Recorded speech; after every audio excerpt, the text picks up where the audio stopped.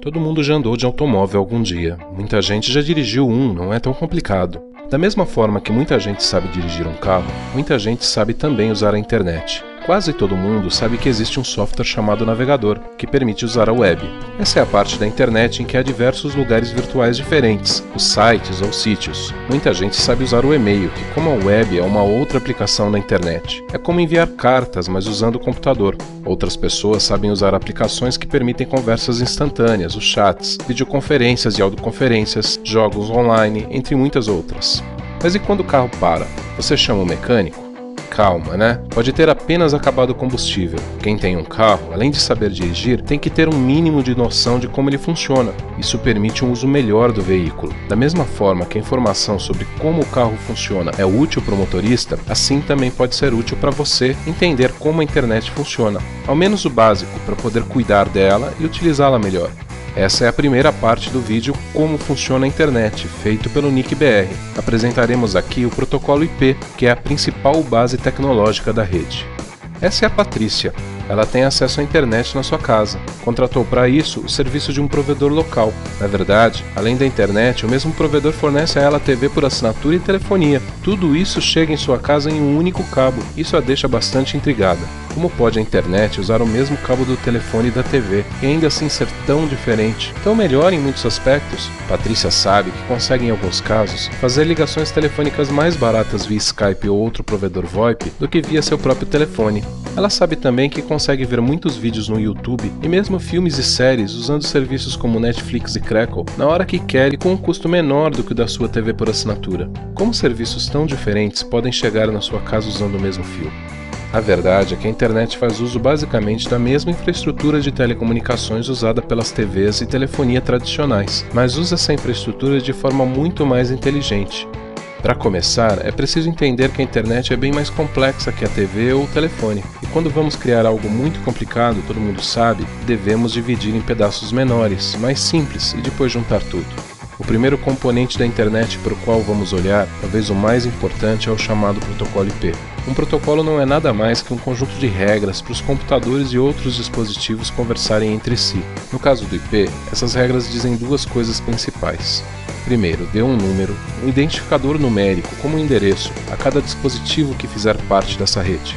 Segundo, divida a informação em pedaços pequenos e etiquete-a com endereço de origem e destino para que ela possa ser enviada de um lado para o outro. IP quer dizer Internet Protocol. Internet quer dizer literalmente entre redes. Uma propriedade muito interessante do IP é que ele funciona sobre praticamente qualquer tecnologia de telecomunicações. Isso quer dizer que diferentes redes podem ser interligadas pelo IP. O IP é uma peça fundamental da internet, porque todas as aplicações podem se basear nele, sem precisar se preocupar em como cada tipo de rede funciona. Tanto faz se estamos usando cabo, fios telefônicos, rádios ou fibras, basta usar o IP. Essa história de dividir a informação em pedacinhos pequenos é uma das grandes sacadas da internet. O nome técnico para isso é comutação de pacotes. Na telefonia convencional, por exemplo, quando vamos falar com alguém, as companhias telefônicas reservam o caminho de ponta a ponta. Todos os recursos tecnológicos necessários ficam exclusivamente à disposição de quem está conversando. Por isso é tão caro. O modelo usado na telefonia se chama comutação de circuitos. Na internet, como as informações são divididas em pacotes, cada um deles é enviado da origem para o destino de forma independente. Não há necessidade de reservar previamente recursos. Eles podem ser compartilhados, por isso há menos desperdício e o custo é menor.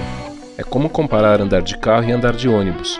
Normalmente as pessoas andam de carro sozinhas, ou no máximo dividem o espaço com mais 2 ou 3. O carro é um recurso exclusivo para elas. Isso é ineficiente e causa congestionamentos. Nos ônibus, muita gente compartilha o mesmo veículo. Muito mais gente pode ser transportada simultaneamente com ônibus nas mesmas ruas e avenidas do que com automóveis. Independentemente de sua preferência, ninguém pode negar que os ônibus fazem um uso muito mais eficiente da malha viária de uma cidade do que os automóveis. É isso que acontece na comutação de pacotes e na internet.